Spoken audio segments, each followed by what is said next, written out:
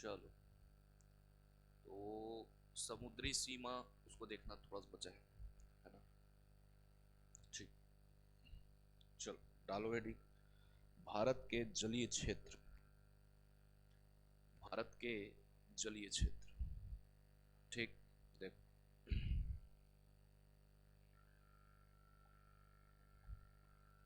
आमतौर पे है ना, ऐसे हम लोग देख रहे हैं ये आपका पेनिनसुलर इंडिया है।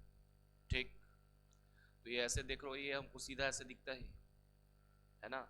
लेकिन कोरल सॉरी कोस्ट वाला जो एरिया है वो ऐसे नहीं रहता है, वो आपको ऐसे कटा छटा देखने को मिलेगा, ये ऐसे इस तरीके से, ऐसे जूम करके देखना आपको दिख जाएगा। ठीक, क्योंकि सागर का पानी है ना, ये आ रहा है, फिर आने के बाद क्या होता है, वापस जाता है कोस्ट से, है ना। तो पानी आएगा फिर जाएगा फिर आएगा फिर जाएगा, तो वहां की वो मिट्टी को काट काट के अपने साथ बहा कर ले जाता है। ठीक, तो तट वाले एरिया को जब आप देखोगे तो ऐसे बहुत जगह ऐसे कटा छटा रहता है, ऐसे सीधा नहीं रहता ना। ठीक, तो याद रखना, अगर मान लो सभी कोस्ट के साथ यही ठीक, लेकिन जो तट बहुत ज्यादा कटा छटा है ना, वैसे तट को बोलते हैं बेटा फियोर्ड। क्या बोलते हैं, फियोर्ड। तो फियोर्ड कोस्ट, तो पूरे विश्व में यदि आप जाओगे ना, तो दो जगह आपको ऐसा मिलेगा जहां का तट बहुत ज्यादा कटा छटा है। एक तुम्हारा यूरोप में है, नॉर्वे सबसे ऊपर में। ठीक, नॉर्वे, स्वीडन, फिनलैंड। तो नॉर्वे का जो कोस्ट है वो बहुत ज्यादा कटा छटा है, तो एक वो याद रखना कि नॉर्वे का जो कोस्ट है तो उसको क्या बोलते हैं, फियोर्ड तट। वैसे ही आप जाओगे साउथ अमेरिका नीचे, तो साउथ अमेरिका में वहां पे तुम्हारा अर्जेंटीना के ठीक इधर पश्चिम में एक कंट्री आता है, चिली। ठीक, उसका भी कोस्ट एकदम कटा फटा है। ठीक, देखना एटलस, देखो ना एटलस, नहीं देखे हो वर्ल्ड का एटलस? अरे एटलस वर्ल्ड का मैप देखो कि नहीं, देखो 7 महाद्वीप। ठीक, तो यूरोप में सबसे ऊपर में जो कंट्री वो नॉर्वे, उसको देखना, उसके कोस्ट को। और तुम्हारा जो साउथ अमेरिका है, ठीक, उसके इधर अर्जेंटीना की इधर देखना, चिली कंट्री, उसके तट को देखना। तो दोनों का जो तट है बेटा, याद रखना वो फियोर्ड तट कहलाता है।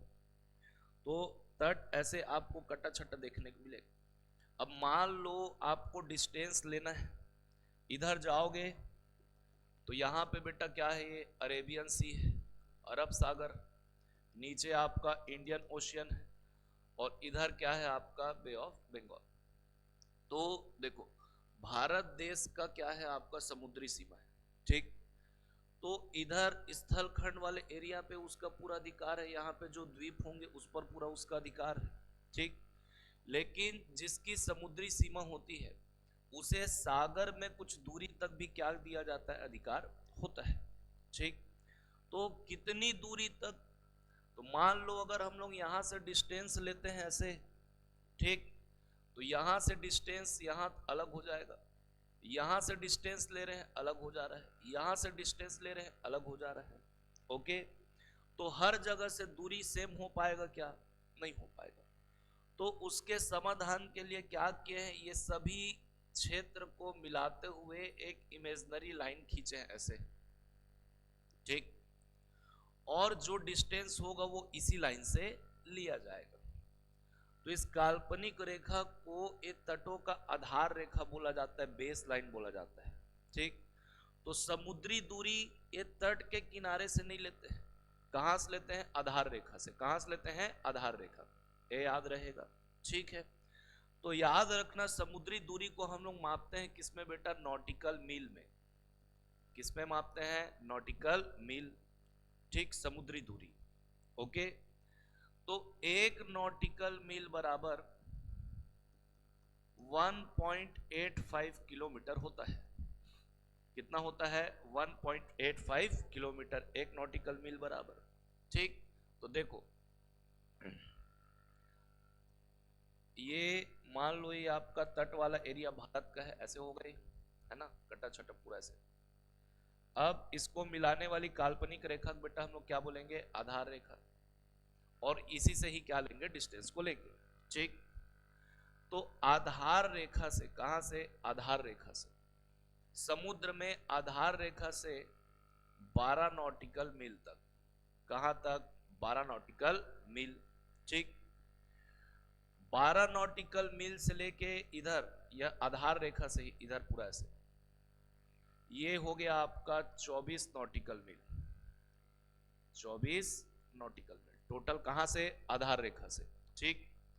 उसके बाद आधार रेखा से ही 200 नॉटिकल मील, कितना? 200 नॉटिकल मील, ओके, ठीक। तो देखो, आधार रेखा से बेस लाइन से समुद्री दूरी 12 नॉटिकल मील तक का जो क्षेत्र होगा, है ना, समुद्र में, सागर में, ये क्षेत्र कहलाता है बेटा क्या आपका? तो याद रखना, इसको बोलते हैं प्रादेशिक सीमा। क्या बोलते हैं? प्रादेशिक सीमा, ठीक, ओके। अब अब देखो, आधार रेखा से 24 नॉटिकल मील तक, लेकिन 12 तक क्या होगा? प्रादेशिक सीमा होगी वहां की। तो 12 नॉटिकल मील से, 12 नॉटिकल मील से लेके 24 नॉटिकल मील तक, ये वाला क्षेत्र कहलाता है आपका संलग्न, संलग्न या अविच्छिन्न मंडल, ठीक, कॉन्टिग्यूअस जोन, ओके। और ये आपका टेरिटोरियल एरिया, ठीक। अब उसके बाद 24 नॉटिकल मील तक क्या होगा? 12 तक क्या होगा बेटा? आपका टेरिटोरियल जोन होगा। फिर उसके बाद 12 से 24 तक का कॉन्टिग्यूअस जोन होगा। फिर 24 से लेके 200 नॉटिकल मील तक का क्षेत्र, 24 से 200 नॉटिकल मील तक का क्षेत्र, ये कहलाता है बेटा अनन्य, अनन्य आर्थिक क्षेत्र, अनन्य आर्थिक क्षेत्र, एक्सक्लूसिव इकोनॉमिकल जोन, ठीक। तो ये इन दूरी तक ना उस देश को, जिसकी भी आपकी समुद्री सीमा है, उसको कुछ दूरी तक क्या दिए जाते हैं? अधिकार दिए जाते हैं। तो अधिकार कैसे? तो 12 नॉटिकल मील तक समुद्र में, क्या है ना, समुद्र में 12 नॉटिकल मील तक की दूरी तक पूरा का पूरा अधिकार, हर प्रकार का अधिकार किसका होगा? उस देश को। तो सभी प्रकार के यहाँ पे आपको अथॉरिटीज देखने को मिले, किसका? इंडिया का। तो प्रादेशिक सीमा उस देश की ही होगी, ठीक, जहां पे संपूर्ण अधिकार, वहां तक के जल पर अधिकार किसका होगा? उस देश का होगा, ओके। फिर प्रादेशिक सीमा से, ओके, ये कहां तक? आपका कॉन्टिग्यूअस जोन कहां तक होगा? 12 से 24 नॉटिकल मील तक का क्षेत्र क्या कहलाएगा? आप संलग्न, अविच्छिन्न या आपका कॉन्टिग्यूअस जोन, ठीक। तो यहां पर कैसे अधिकार प्राप्त होंगे? तो यहां पर उस देश को पर्यावरणीय सुरक्षा, है ना, वहां के जलीय जीव जंतु जो भी वो पानी के अंदर होंगे, उनका रक्षण करना, हालांकि नहीं कर पा रहे हैं, वो बात का बात है ना, ठीक। तो उनको भी जीने का अधिकार है ना, पानी के अंदर जो जीव है, अब वो तुम्हारे कारण मर रहे हैं, है ना, जलवायु परिवर्तन हो रहा है, कोरल ब्लीचिंग हो रहा है, मूंगा जीव मर रहे हैं, क्योंकि लवणता, सैलिनिटी सागर में क्या होते जा रही है? बढ़ते जा रही है, ठीक। तो वो हमारे कारण है, मानवीय प्रभाव के कारण वैसा हो रहा है। तो पर्यावरणीय सुरक्षा बनाए रखना, है ना, साफ सफाई, ये उस देश का होगा, वो करना है। साथ ही साथ यहाँ पे आपका सीमा शुल्क वसूली करने का अधिकार है, कि यदि आप उस क्षेत्र से इंटर कर रहे हो वहां पे, तो पैसा देना पड़ेगा। रोड में जाते हो तो टोल टैक्स देते हो ना, जाते टाइम भी और आते टाइम भी। वैसे ही अगर मान लो यहाँ से कोई आना जाना कर रहा है, तो उसको क्या करना होगा? पैसा देना होगा। तो वो सीमा शुल्क वसूली का अधिकार कहां तक होगा? आपका 24 नॉटिकल मील तक। उसके बाद वो वसूली नहीं कर सकता, फिर वो अवैध वसूली कहलाएगा। आई बात समझ में? तो ये याद रखना, पर्यावरणीय सुरक्षा बनाए रखना, जलीय जीव जंतुओं को सुरक्षित रखना, सीमा शुल्क वसूली कहां तक का होगा? आपका 24 नॉटिकल मील तक, याद रहेगा। उसके बाद ये 24 नॉटिकल मील से लेके आपका कहां तक? तो 200 नॉटिकल मील तक का एक्सक्लूसिव इकोनॉमिक जोन। तो यहां तक मान लो इस क्षेत्र में कोई आइलैंड है, तो उस आइलैंड पे अधिकार उस देश का होगा।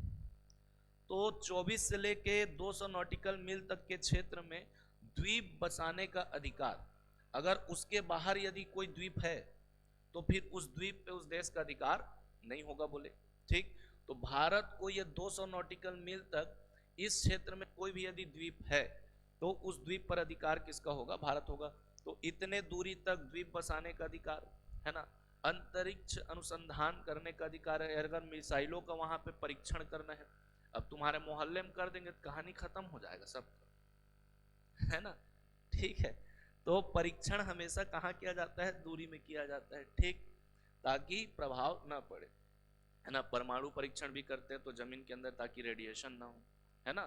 तो मिसाइल परीक्षण करने का अधिकार, द्वीप बसाने का अधिकार, है ना। वहां पर अगर आपको अनुसंधान केंद्र स्थापित करना है, जैसे कि तुम्हारा सतीश धवन अंतरिक्ष केंद्र श्रीहरिकोटा द्वीप पर स्थित है, ठीक, पढ़ेंगे उसको। तो ये सब वहां पर आपको अधिकार मिलेंगे, कहां तक? 200 नॉटिकल मील तक, याद रहेगा। ठीक, चलो जल्दी से नोट करो। तो समुद्री सीमा, भारत की समुद्री सीमा, ठीक। तो पहले तो लिख लो, समुद्री दूरी को नॉटिकल मील से मापते हैं। किससे मापते हैं? नॉटिकल मील से। ठीक, नॉटिकल मील, एक नॉटिकल मील बराबर लिख लेना 1.85, आगे भी है डिजिट, दो ही याद रखना।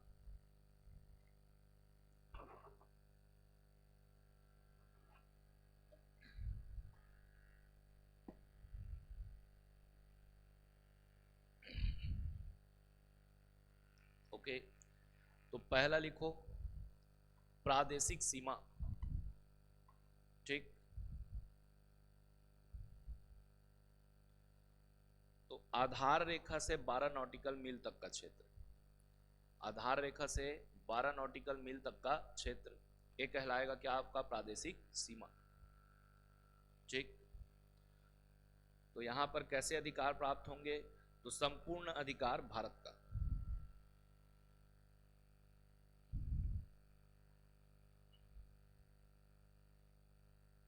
ठीक। उसके बाद लिखना, नेक्स्ट अगला लिखो, संलग्न क्षेत्र या अविच्छिन्न मंडल, संलग्न क्षेत्र या अविच्छिन्न मंडल, कॉन्टिग्यूअस जोन, ठीक। तो ये कहां से कहां तक होगा?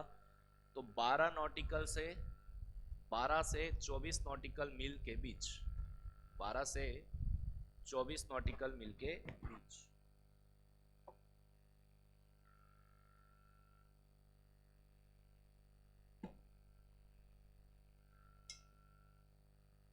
ठीक। तो यहां पे कैसे अधिकार प्राप्त होंगे? तो लिख लेना, पर्यावरणीय सुरक्षा बनाए रखना, पर्यावरणीय सुरक्षा बनाए रखना, जलीय जंतुओं की सुरक्षा करना,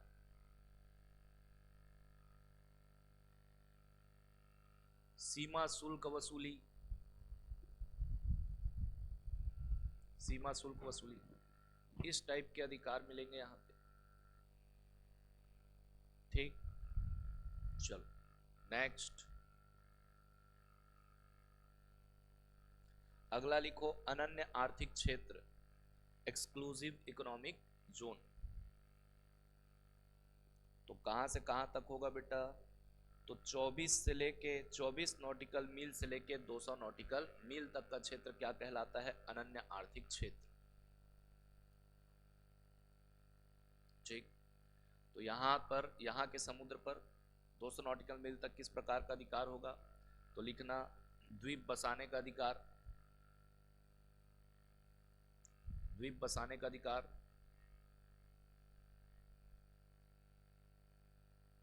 ठीक। अंतरिक्ष अनुसंधान केंद्र स्थापित करना,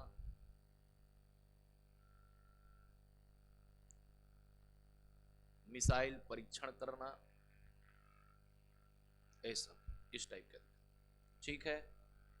चलो, तो ये भारत की क्या है? आपका जलीय सीमा। ओके, चलो, तो पहला चैप्टर हमारा यहाँ पे कंप्लीट होता है, ठीक। चलो जब सिलेबस बता रहा था तो बताया था पहले चैप्टर के बाद हम लोग क्या पढ़ेंगे बेटा, प्राकृतिक विभाजन। क्या पढ़ेंगे, प्राकृतिक विभाजन, है ना। चलो डालो हेडिंग, भारत के प्राकृतिक प्रदेश।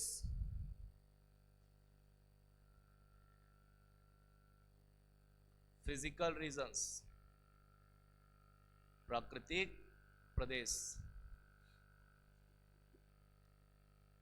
ठीक, ओके। चलो तो प्राकृतिक प्रदेश कहने का मतलब है, सीधी सी बात है, नाम से स्पष्ट है कि प्रकृति के द्वारा जो स्थल आकृतियां निर्मित की जाती, ठीक।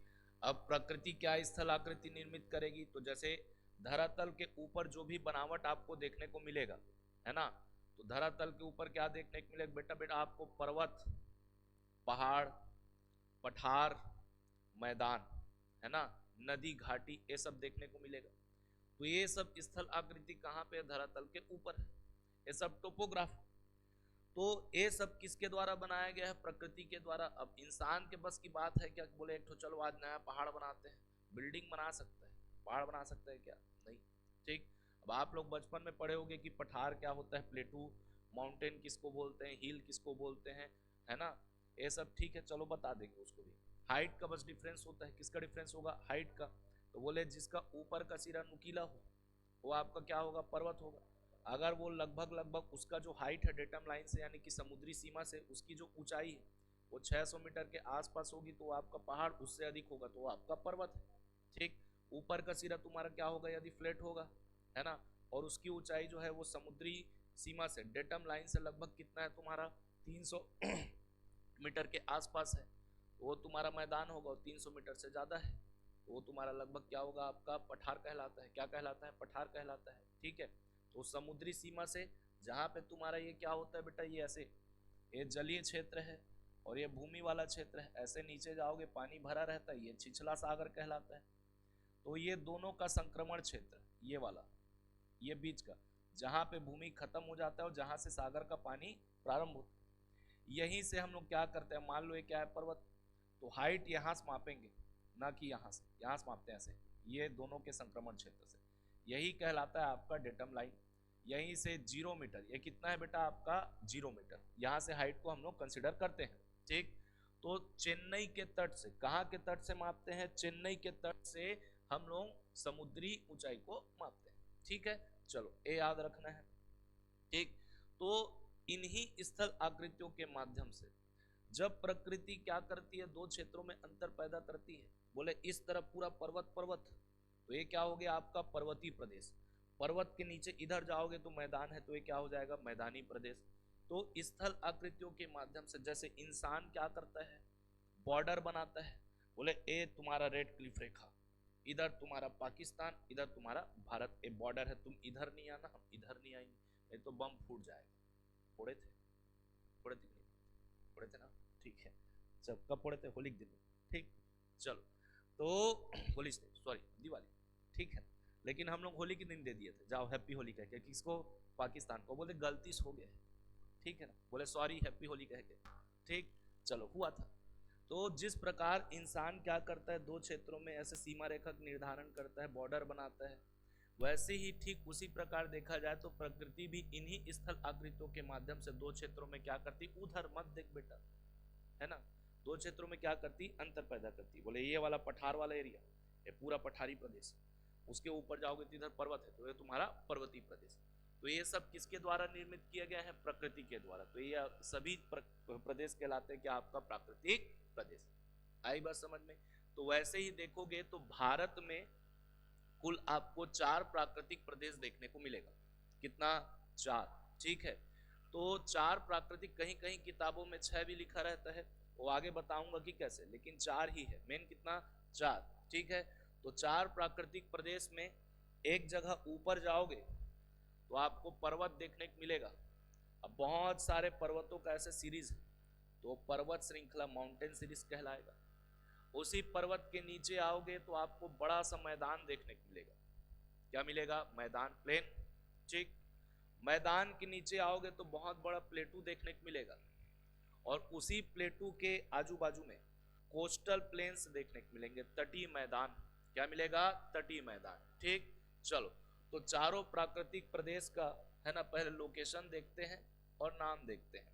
ठीक, तो देखो एक पहला प्राकृतिक प्रदेश उत्तर का पर्वतीय प्रदेश। ठीक, दूसरा उत्तर भारत का मैदान नदन ग्रेट प्लेन। ठीक, तीसरा प्रायद्वीपीय भारत का पठार, प्रायद्वीपीय भारत का पठार, पेनिनसुलर प्लेटू ऑफ इंडिया। 3 हो गया।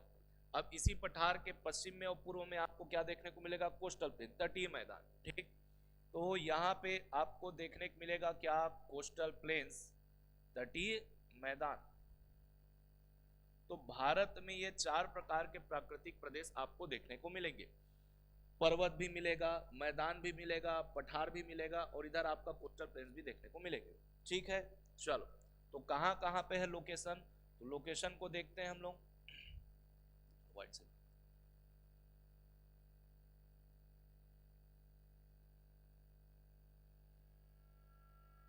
तो उत्तर में पूरा जो पर्वतीय प्रदेश है उसी के अंतर्गत पढ़ते हैं बेटा हम लोग हिमालय को। किसको पढ़ते हैं? हिमालय। ठीक, और हिमालय के नीचे ही आपको एक बड़ा सा क्या देखने को मिलेगा? मैदान। तो पहले क्या बना? हिमालय, और हिमालय के बनने के बाद वो आपका मैदान बनेगा। ठीक है, तो यहाँ पे सबसे पहले उत्तर का पर्वतीय प्रदेश, माउंटेन रीजन। तो यहाँ पे आपको पढ़ेंगे इसी के अंतर्गत क्या? हिमालय। ये हिमालय अलग अलग सीरीज में ऐसे करके बटा हुआ है। ठीक है, तो ये आपका ऊपर का जो 3 सीरीज देख रहे हो, ये ट्रांस हिमालय कहलाता है, देखेंगे उसको। ये ग्रेटर हिमालय, बृहद हिमालय। उसके बाद ये वाला, ये मध्य या है ना, शिवालिक नहीं है बेटा, लघु हिमालय। और उसके नीचे आप देखोगे तो मिलेगा आपको क्या? ये शिवालिक। ऐसे यहां से फिर गायब हो जाएगा, फिर 1 2 3 4 ऐसे। ये आपका क्या है? शिवालिक है। तो ये पूरा आपका क्या है? पर्वतीय प्रदेश। ओके, ठीक। उसके नीचे जाओगे तो आपको नदन ग्रेट प्लेन, ये मैदान देखने को मिलेगा। तो यहां से लेके ये पूरा यूपी वाले एरिया से लेके ऐसे एमपी और छत्तीसगढ़ के ऊपर, ये तुम्हारा पश्चिम बंगाल लेते हुए पूरा ये यूपी, बिहार, पश्चिम बंगाल, एमपी और सीजी का उत्तरी हिस्सा, ये असम वाला एरिया। कौन सा एरिया? असम वाला। ठीक, पढ़ेंगे एरिया को भी। तो ये आपका क्या है? नदन ग्रेट प्लेन, उत्तर भारत का विशाल मैदान। ठीक, उसके बाद जाओगे तो क्या है आपका? Peninsular प्लेटू of India. प्रायद्वीप बताया था किसको बोलते हैं? कल बताया था ना। ठीक, ऐसा स्थल खंड जो 3 ओर से क्या हो? पानी से घिरा हो। इधर अरब सागर, इधर बंगाल की खाड़ी और नीचे हिंद महासागर। तो जो भी स्थल खंड 3 ओर से किससे घिरा हो? पानी से, उसको क्या बोलते हैं? प्रायद्वीप, यानी कि पेनिनसुलर, है ना। तो ये पूरा प्रायद्वीपीय भारत क्षेत्र है।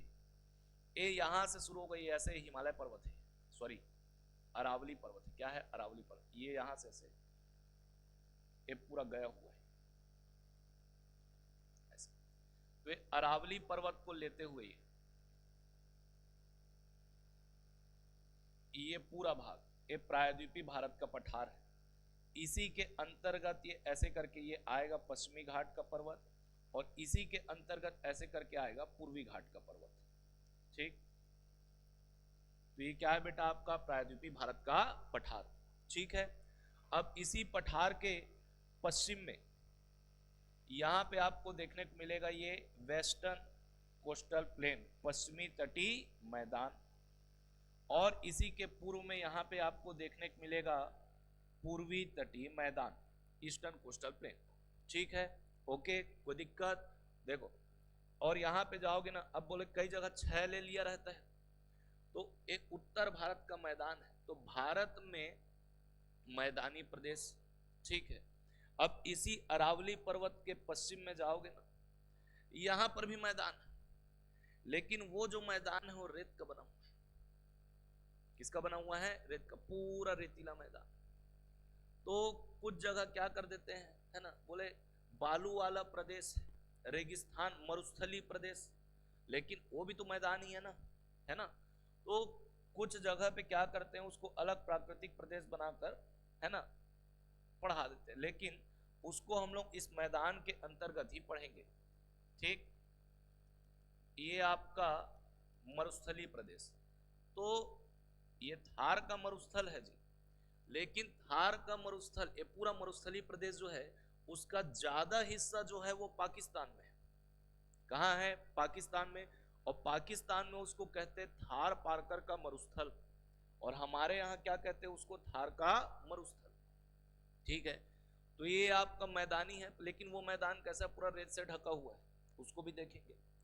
अब इधर जाओगे, यहाँ पे ना पश्चिमी घाट का हिस्सा है, पश्चिमी घाट के पर्वत का कुछ हिस्सा यहाँ पे आपको गुजरात में देखने को मिलेगा। ठीक, अब इसी तटीय मैदान के किनारे आपको कहीं कहीं पे क्या देखने को मिलेंगे? द्वीप देखने को मिलेंगे। यहाँ पे द्वीप मिलेगा, यहाँ पे द्वीप मिलेगा। ठीक है, तो अलग से क्या बना दे ऐसे करके, बोले द्वीप समूह। क्या? द्वीप समूह। तो एक और एक, दो, इसको अलग करके वो बता देते हैं, लेकिन मुख्य रूप से ये मुख्य भूमि है, इसमें 4 प्राकृतिक प्रदेश ही हैं। कितने? 4, याद रहेगा। ठीक है, ओके। तो चारों प्राकृतिक प्रदेश को एक एक करके देखेंगे, बन जाएगा। चारों का नाम लिख लो पहले, उसको बनाना होगा तो बाद में बना लेना, है ना।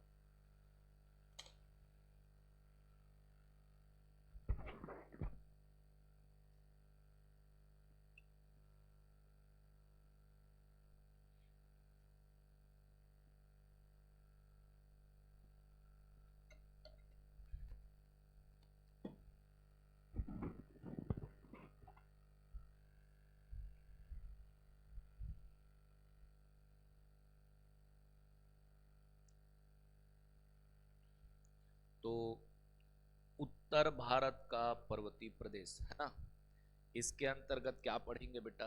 हिमालय। किसको पढ़ेंगे? हिमालय को, है ना। कहाँ है हिमालय? ऊपर में है। स्वर्ग हम पहुंच गए, आगे देखें क्या हिमालय है? उत्तर में है। ठीक, भारत में विस्तार, थोड़ा सा विस्तार तुम्हारा चाइना में मिलेगा, नेपाल में भी है, भूटान में भी है। ठीक है ना। तो पहला चीज तो ये याद रखना बेटा कि हिमालय पढ़ने से पहले उसके उत्पत्ति पढ़ेंगे, तो फॉर्मेशन कैसे हुआ उसका, हिमालय बना कैसे। ठीक, ये पहले देखेंगे। उसके बाद फिर हिमालय के बारे में पढ़ेंगे कि उसकी आकृति कैसी है, कौन कौन सी श्रेणियां हैं, कौन से ग्लेशियर है, कौन से दर्रे पाए जाते हैं, है ना। वो बात का मैटर है। पहले क्या देखेंगे? उसका निर्माण कि बना कैसे। तो हिमालय को बनने में कुल 11 करोड़ साल लगे। कितना? 11 करोड़। अब वो 11 करोड़ तो उसको ऊपर उठने में लगा है, लेकिन वो ऊपर उठने के लिए जो मलबा, जो अवसाद चाहिए था, सेडिमेंट चाहिए था, उसको जमा होने में तुम्हारा 14 करोड़ साल लगा है। ओके, कितना? 14 करोड़। तो कौन कौन से टाइम पीरियड में कौन कौन सा सीरीज बना है, ये भी आता है पेपर में, तो टाइम पीरियड याद रखना है, उसको देखेंगे। तो हिमालय के उत्पत्ति के संदर्भ में ना 2 ठो थ्योरी है। आपको थ्योरी काम के आपका नहीं है, लेकिन हल्का सा थोड़ा सा जान लो, सुन लो, वो आपके पेपर में नहीं आएगा, है ना। तो उसके हिमालय की उत्पत्ति के संदर्भ में 2 ठो थ्योरी दी गए। ठीक, तो उत्पत्ति देखेंगे हिमालय की, है ना, फॉर्मेशन, इसका निर्माण हुआ कैसे। तो इसकी उत्पत्ति के संदर्भ में एक हैरी हेस का प्लेट विवर्तनिकी सिद्धांत, प्लेट विवर्तनिकी सिद्धांत, एक तो ये थ्योरी है।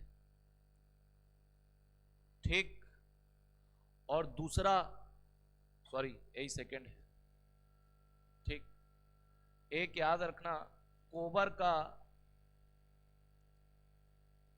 का भूसन्नति सिद्धांत, भूसन्नति सिद्धांत, जियोसिंक्लाइन थ्योरी। ठीक, तो हिमालय की उत्पत्ति के संदर्भ में ये जो थ्योरी दिया गया है, ठीक, एक हैरी हेस का प्लेट टेक्टोनिक थ्योरी और एक आपका कोबर का जियोसिंक्लाइन थ्योरी। ठीक, तो पहले देखेंगे आपका कोबर का भूसन्नति सिद्धांत, जियोसिंक्लाइन थ्योरी।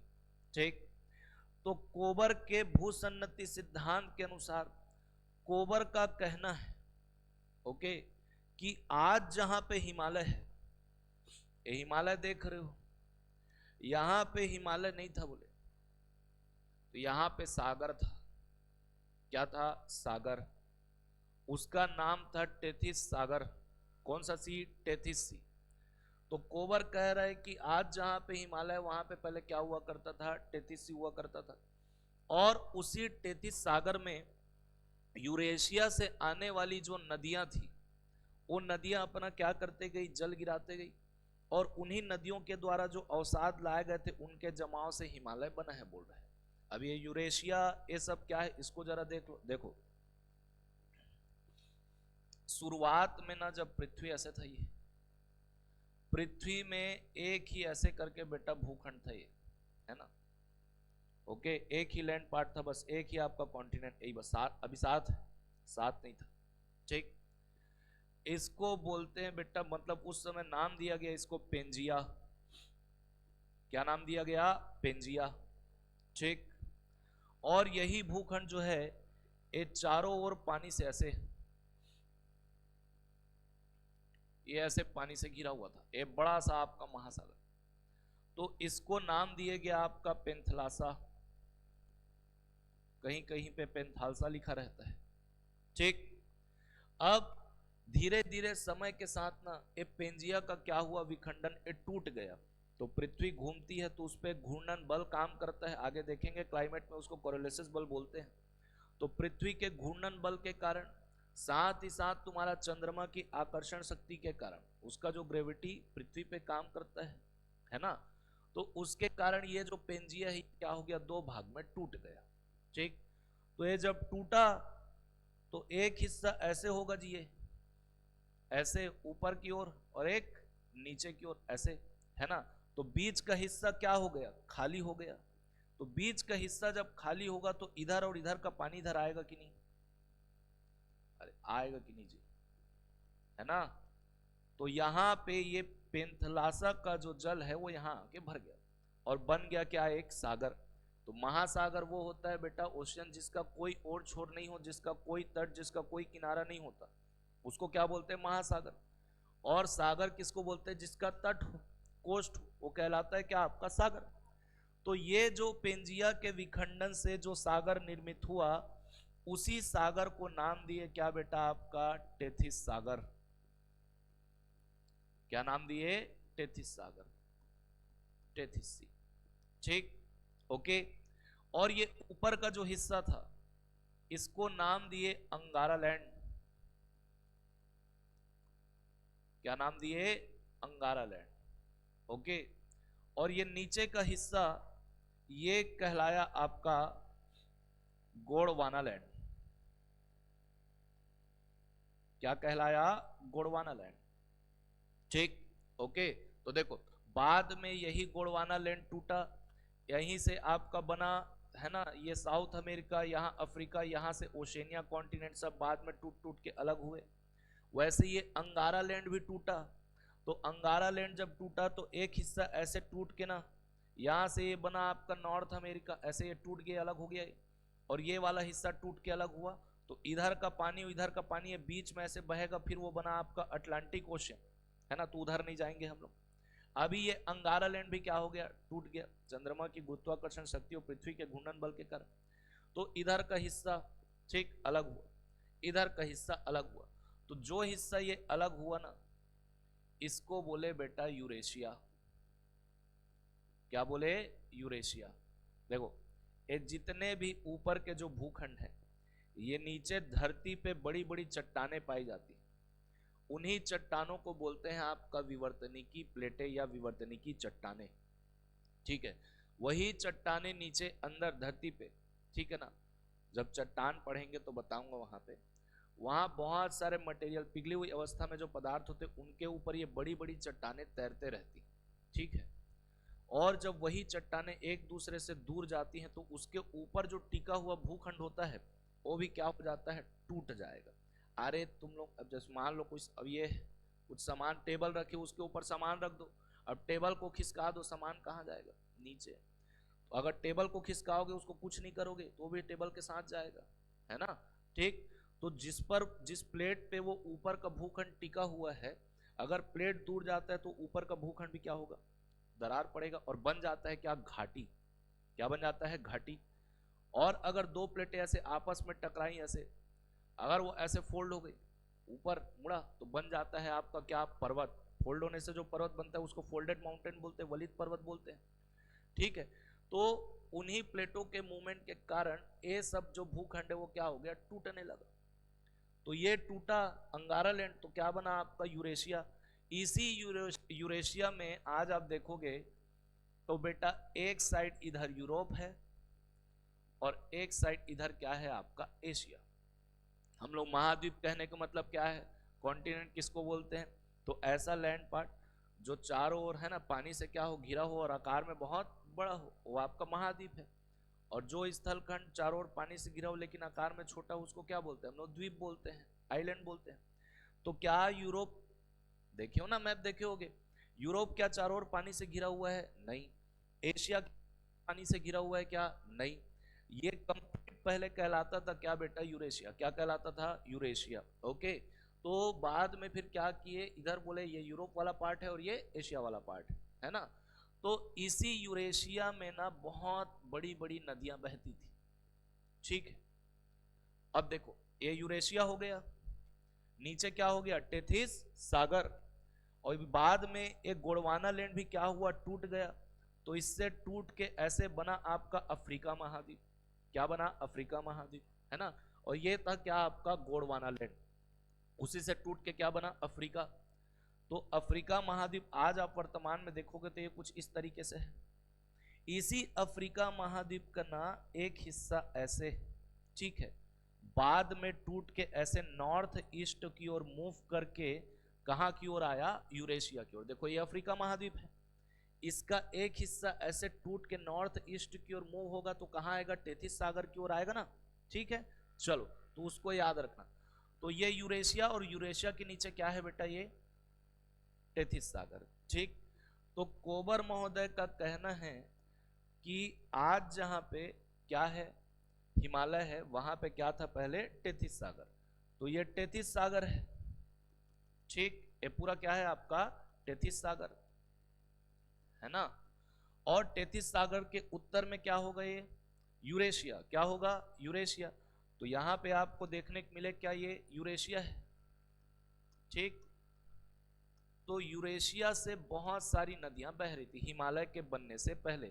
जैसे भारत में आप पढ़ोगे यहां से जाती है आपकी कौन सी नदी बेटा, ऐसे करके सिंधु नदी जाएगी, यहां से ऐसे सतलज नदी जाएगी, यहां से आपका ऐसे करके ब्रह्मपुत्र नदी जाएगी। तो ये सब नदियां हिमालय के बनने से पहले से बह रही थी। तो बहुत बड़ी बड़ी नदियां यहाँ यूरेशिया, ठीक है। और बहते बहते क्या कर रही थी, ये टेथिस सागर में अपना जल गिरा रही थी ऐसे, ठीक। अब ये जल गिराने का जो सिलसिला है ये 14 करोड़ साल तक चला है बेटा। कितने साल तक, 14 करोड़, ठीक है। तो 14 करोड़ साल तक ये यूरेशिया की जो नदियां हैं वो वहां पे क्या कर रही थी, अपना पानी गिरा रही थी, ठीक।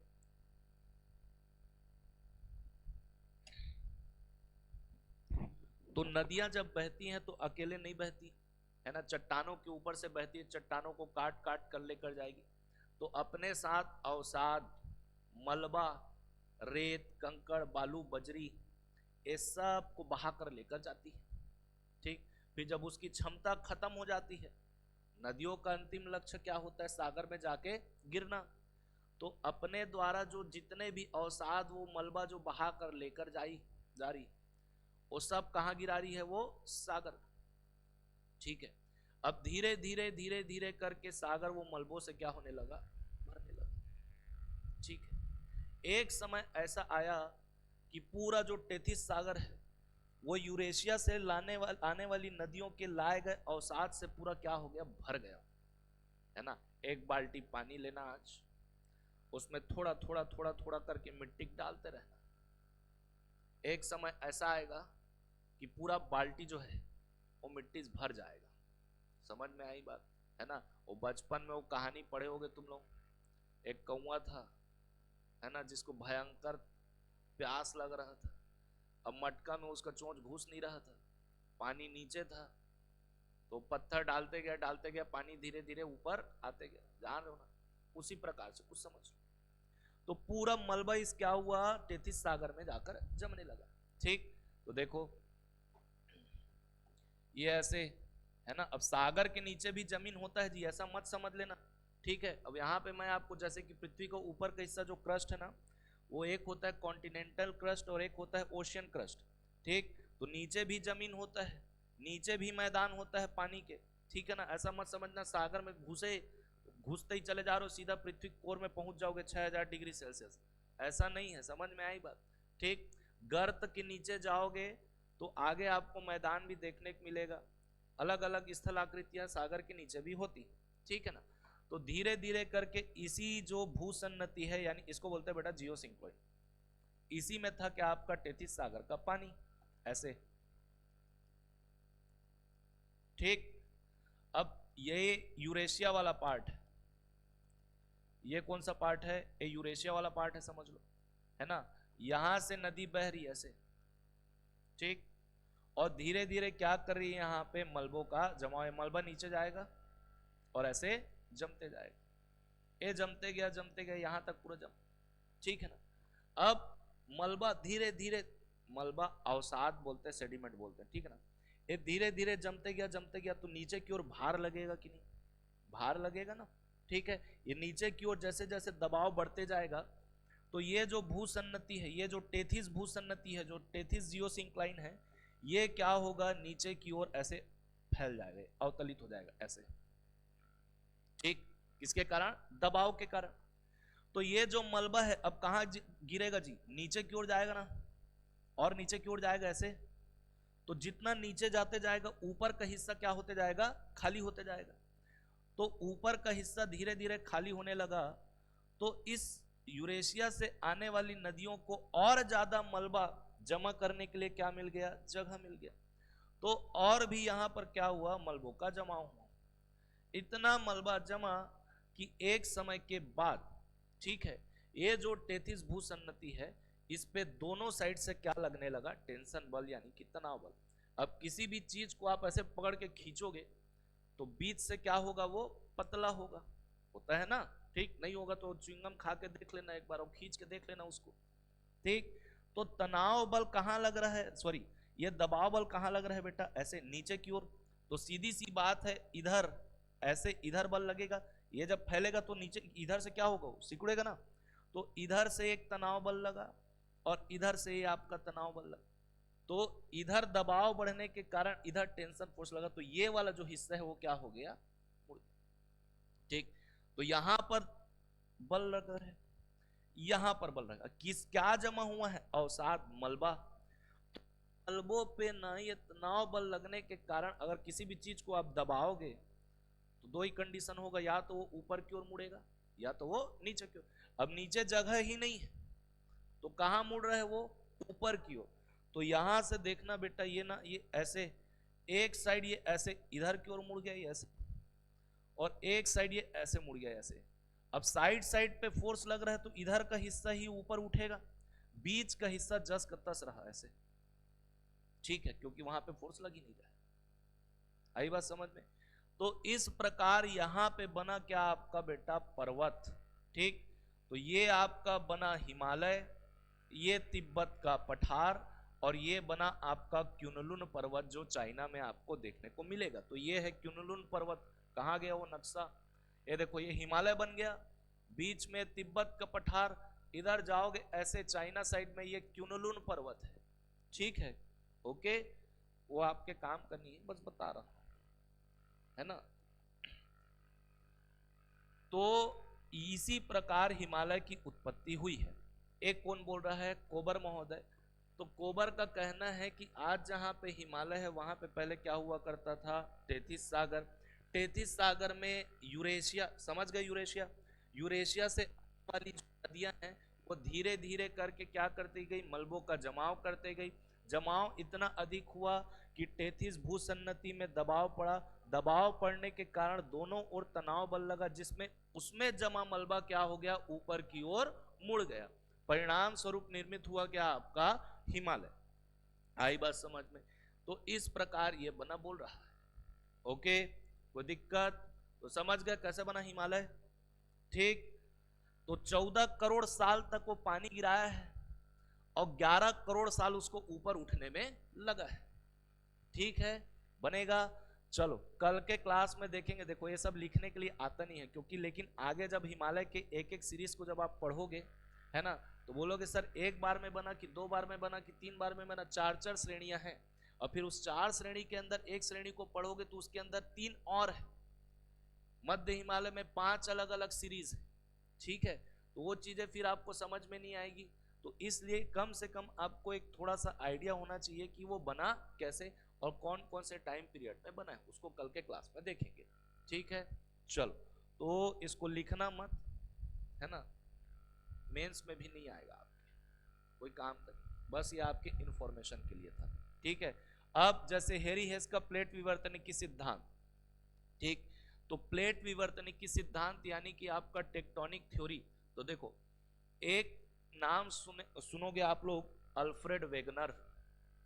ठीक है ना, तो अल्फ्रेड वेगनर जो था वो बोला था बेटा, वो पहले टेक्टोनिक थ्योरी प्लेट विवर्तनिकी सिद्धांत उसी ने दिया था। लेकिन उसने जो प्लेट टेक्टोनिक थ्योरी दिया था वो महाद्वीपों के संदर्भ में था। 7 महाद्वीप, तो उसने बताया कि महाद्वीप बने कैसे। बोला जमीन के नीचे बड़ी बड़ी चट्टानें, उन्हीं चट्टानों का क्या हो रहा है, मूवमेंट हो रहा है, उस प्रकार से वो महाद्वीप अलग हो गए, ऐसे करके वो बताया। ठीक, तो महाद्वीपों की उत्पत्ति के बारे में जो टेक्टोनिक थ्योरी पेश किया गया वो किसके द्वारा, अल्फ्रेड वेगनर के द्वारा। लेकिन हिमालय की उत्पत्ति के संदर्भ में जो टेक्टोनिक थ्योरी दिया गया वो किसके द्वारा, हैरी हेस के द्वारा। तो हैरी हेस ने हिमालय की उत्पत्ति के संदर्भ में प्लेट टेक्टोनिक थ्योरी दिया है और अल्फ्रेड वेगनर पहला टेक्टोनिक थ्योरी देने वाला वही था। वो किसके संदर्भ में, तो महाद्वीपों के सिद्धांत यानी उसकी उत्पत्ति के बाद। आई बात समझ में? तो कल देखेंगे हैरी हेस का प्लेट विवर्तनिकी सिद्धांत, वो उसी कोबर के भूसन्नति सिद्धांत से मिलता जुलता है ना, ज्यादा कुछ उसमें है नहीं। फिर उसके बाद हम लोग आएंगे किसमें, हिमालय। तो दिक्कत समझ में आया? चलो ठीक है, मिलते हैं कल क्लास में।